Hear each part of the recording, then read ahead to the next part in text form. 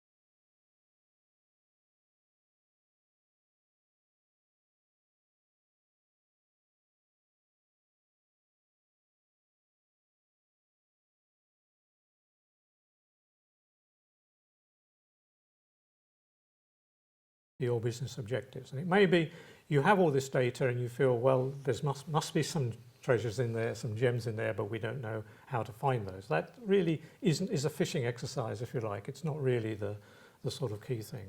I'll give you an example. So lots of companies, organizations have a very large amount of documents in all sorts of formats, in all sorts of places, and it's all kind of completely randomly organized, generally speaking. Well, there are ways where you can automatically bring all these documents together, integrate them and categorize them automatically into areas of common relationship. And that's a very valuable thing, because otherwise you're just searching in a swamp almost. Let's go now into the analysis of it. How do we go about analysing all of this data? Well, first of all, you need to integrate it, so it's all in a format and in a place where you can actually look at it. And then you have to ask questions about it. There are various ways in which you can make predictions from it, but this is not always straightforward. So one of the things about data is, essentially data is history. So what we're interested in is looking forward. So what we need to do is to build some models, take the information we know and then turn it into something which will predict the future. And that is a very hard thing to do, but that's something that increasingly is becoming important.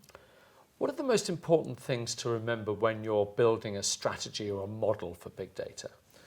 Well, the first thing is, have you got the right data? So that's the first thing. And obviously building the model is a key aspect of deciding what sort of data you're going to need for that model.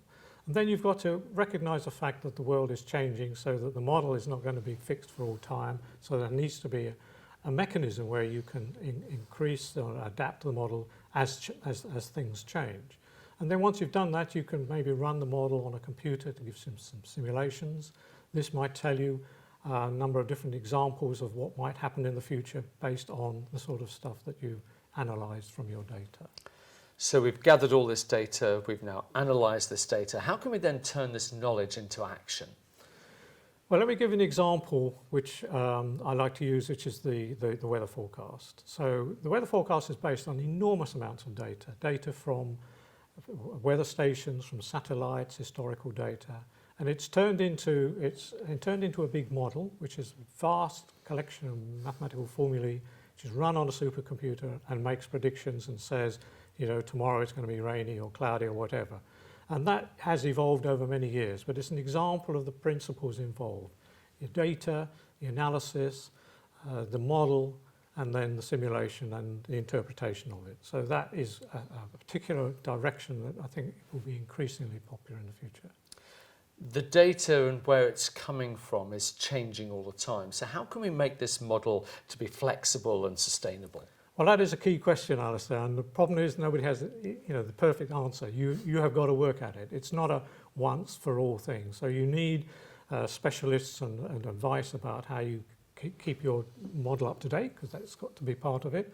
If there are new sources of data which imply that the model needs to adapt to those as well, then that is all part of the program. So it's a never-ending cycle of collection and modelling and prediction, and that's quite interesting in terms of the dynamics of business.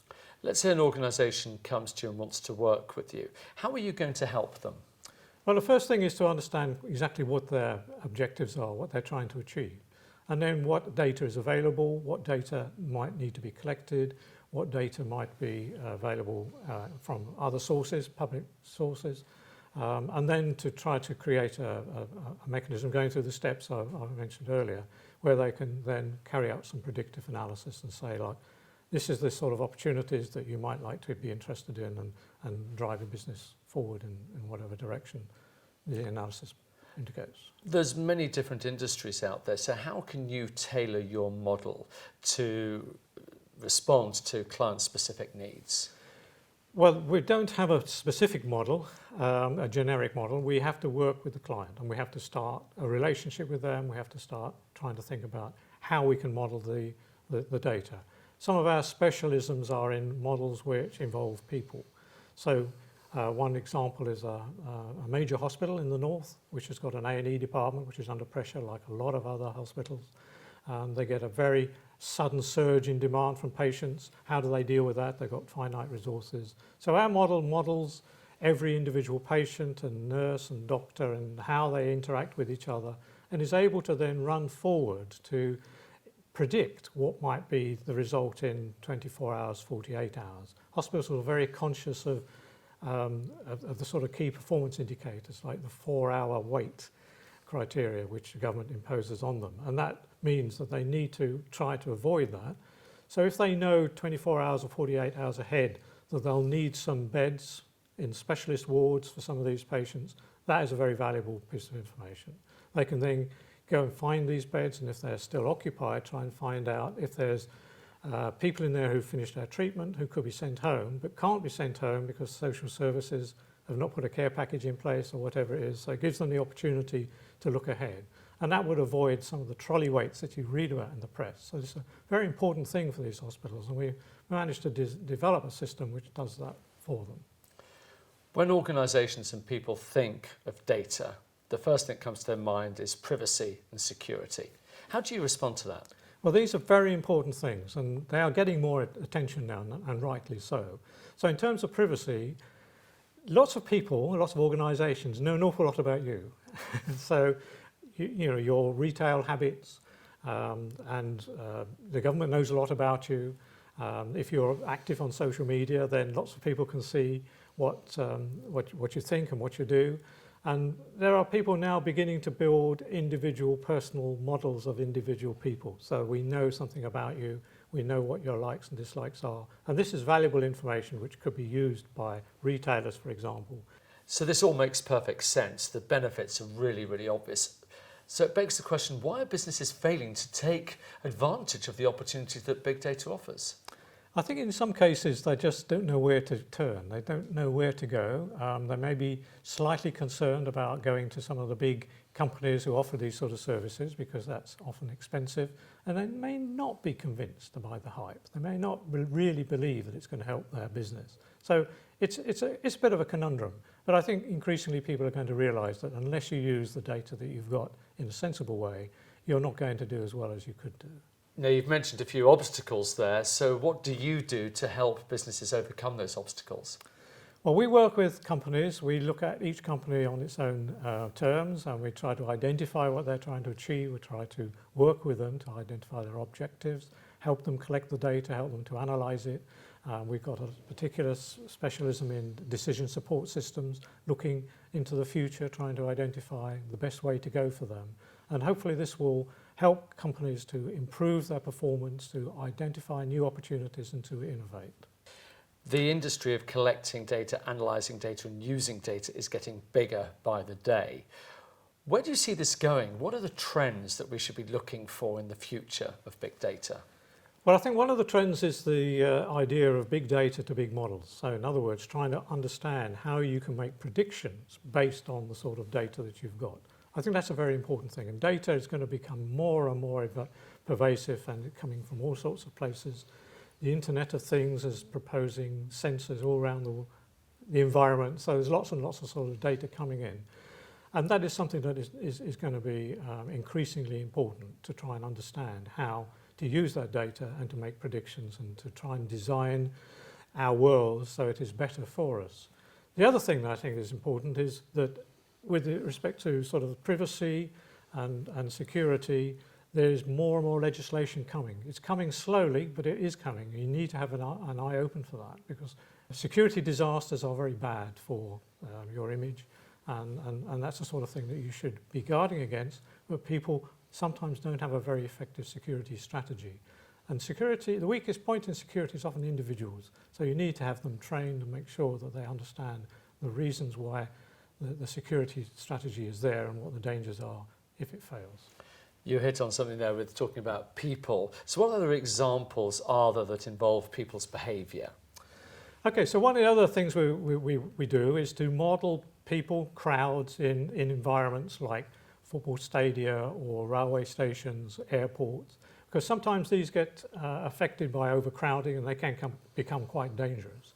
So our technology, which brings in information from sensors in the environment, can then make predictions as to what could happen. The managers trying to manage the situation may have a number of different interventions that they can carry out. I mean, one might be to open ticket barriers or some other sort of intervention. And the simulation based on the model will tell them which one of those will be the best and have the best outcome.